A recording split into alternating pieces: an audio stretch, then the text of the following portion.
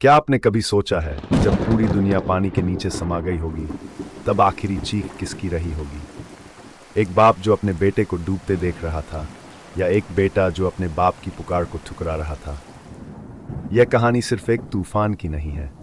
यह कहानी है 950 साल के लंबे सब्र की, एक नबी के आंसुओं की, और उस जिद्दी कौम की जो खुदा के रहम को मजाक समझती रही। तैयार हो जाए, क्योंकि आज हम इतिहास के उस पन्ने को खोलने जा रहे हैं जिसे दुनिया ग्रेट फ्लड के नाम से जानती है। जाने पूरी कहानी चंद मिनटों में। द हिस्ट्री हंटर वीडियो को लाइक करें, चैनल को सब्सक्राइब करें और दोस्तों को शेयर भी करें। हज़रत नूह अलैहिस्सलाम एक ऐसी कौम में भेजे गए जो मिट्टी और पत्थर के बुतों के आगे माथा टेकती थी। वह लोग ताकतवर थे, उनके पास दौलत थी, लेकिन उनके दिल पत्थर से भी सख्त हो चुके थे।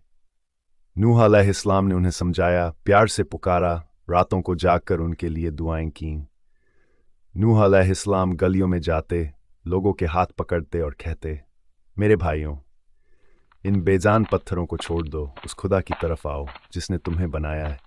लेकिन लोग अपने कानों में उंगलियां डाल लेते, अपने चेहरे चादरों से ढक लेते ताकि नूह अलैहिस्सलाम की आवाज़ उन तक न पहुंचे। 250 साल गुजर गए, एक या दो नहीं बल्कि 9 सदियां। बाप मरते वक्त अपने बेटे को वसीयत करता, इस बूढ़े नूह की बात कभी मत सुनना, यह तुम्हें बहका देगा। कल्पना कीजिए उस नबी के दर्द की जिसकी सदियों की मेहनत का फल सिर्फ नफरत और मजाक था। जब जुल्म और सरकशी हद से बढ़ गई तो खुदा का हुक्म आया, ए नूह, एक विशाल कश्ती तैयार करो। रेगिस्तान के बीचों बीच जहां पानी का नामो निशान न था, नूह अलैहिस्सलाम ने लकड़ी के तख्ते जोड़ने शुरू किए। लोग वहां से गुजरते और हंसते। देखो, सालेह अलैहिस्सलाम के बाद अब नूह पागल हो गया है, रेगिस्तान में जहाज चलाएगा। नूह अलैहिस्सलाम खामोशी से अपना काम करते रहे और बस एक ही बात कहते, आज तुम हम पर हंस रहे हो, कल हम तुम पर हंसेंगे। सस्पेंस तब शुरू होता है जब खुदा ने एक निशानी मुकर्रर की। जब तंदूर से पानी उबलने लगे तो समझ लेना कि अजाब आ गया। एक दोपहर अचानक जमीन कांपने लगी। रसोई के ठंडे तंदूर से आग की जगह पानी के फव्वारे फूटने लगे। नूह अलैहिस्सलाम समझ गए कि वक्त खत्म हो चुका है। उन्होंने हर जानवर का एक एक जोड़ा कश्ती में चढ़ाया और उन चंद वफादार लोगों को जो उन पर ईमान लाए थे, आसमान के दरवाजे खुल गए। ऐसा पानी बरसा जैसा दुनिया ने न कभी देखा था, न सुना था। नीचे से जमीन ने पानी उगलना शुरू किया और ऊपर से आसमान ने। ये इस कहानी का सबसे इमोशनल हिस्सा है।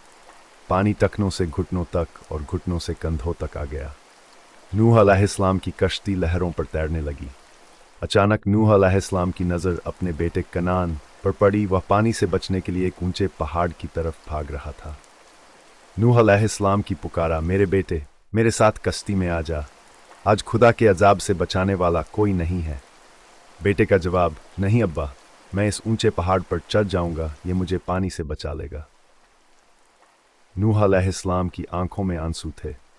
एक बाप अपने जिगर के टुकड़े को अपनी आंखों के सामने डूबते देख रहा था।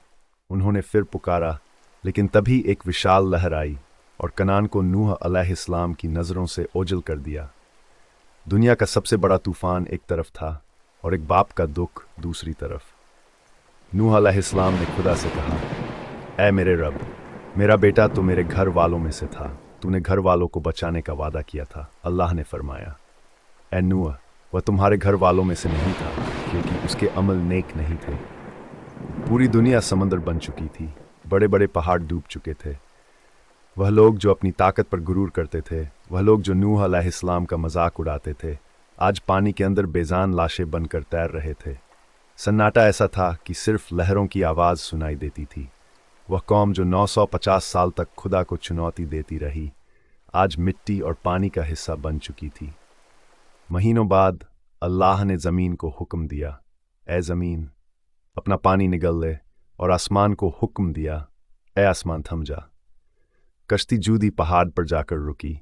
नूह अलैहिस्सलाम और उनके साथी बाहर निकले। दुनिया फिर से साफ हो चुकी थी, लेकिन एक भारी कीमत चुकाने के बाद कौमे नूह की कहानी हमें सिखाती है कि खुदा का सब्र बहुत बड़ा है, लेकिन जब अजाब आता है तो कोई रिश्ता, कोई पहाड़ और कोई ताकत काम नहीं आती। हज़रत नूह अलैहिस्सलाम ने 950 साल तक अपनी कौम के लिए आंसू बहाए। आज हम कहाँ खड़े हैं? क्या हम भी उसी सरकशी के रास्ते पर तो नहीं जहां खुदा की निशानियों का मजाक उड़ाया जाता है? याद रखिए, कश्ती आज भी तैयार है, तौबा की कश्ती। इससे पहले कि वक्त का तूफान आपको घेर ले, अपने खुदा की तरफ लौट आइए।